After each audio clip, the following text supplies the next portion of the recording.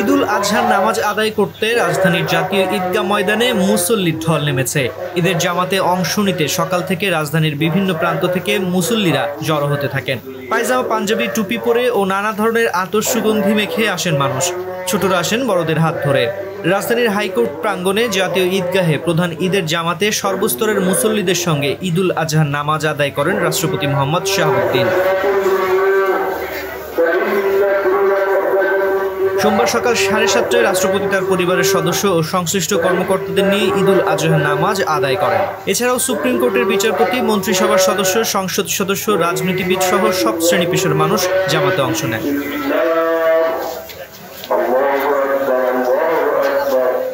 এদিকে জাতীয় মসজিদ বায়তুল মোকাররমে ঈদুল আজহার প্রথম জামাত অনুষ্ঠিত হয়েছে। প্রথম জামাতে ইমামতি করেন বায়তুল মোকাররম জাতীয় মসজিদের পেশ ইমাম হাফেজ মাওলানা এহসানুল হক।